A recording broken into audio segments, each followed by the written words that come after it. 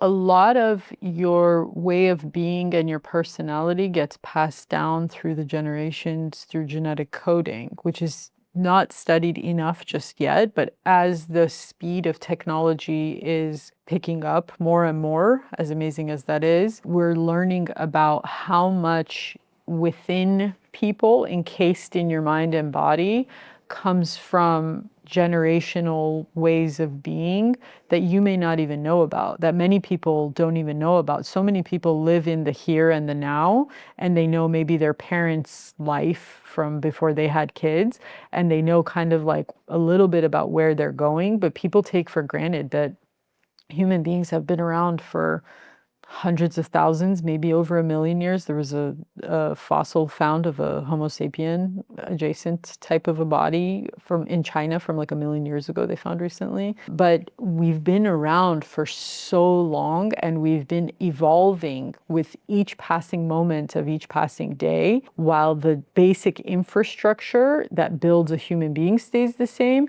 And every single generation imprints upon that who you can be, right? But to be able to take that and do something with it is very important, because that is the hope and the legacy that your forefathers were wanting for you, right? They can only have imagined that your life would be better and better and better. But what's happened for a lot of people who are in their, teens, 20s, 30s, that window of people, is that life fell into this flow in the early 2000s, and it was like this peak of hard work, but things were starting to come easy, and it collided. And these kids grew up in this society where there was a lot of instant gratification, and there was a lot of like busy parents because both parents are working, and everything you need was available. The food was easily accessible of some sort, whether it was processed or otherwise. Like, food was easily accessible. Everybody had a house, everybody had air conditioning, everybody has a car.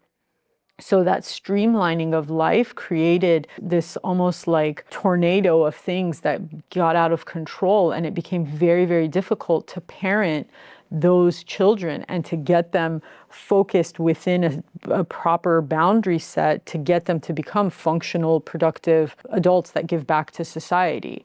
So, and there was a lot of, there was that time in the early 2000s of, just give everybody a gold star, give everybody a trophy, and like, and while also pulling back on, don't tell all the kids, hey, good job. You should say something different, like, why did you pick that color for your artwork?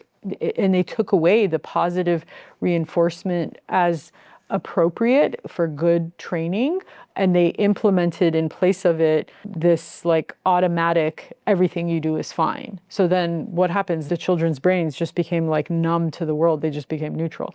So being able to take a step back and say, hey, parenting is a really serious job, and I need to put my focus from conception and what am I eating, and am I getting enough water, am I taking my prenatal vitamins, even before conception.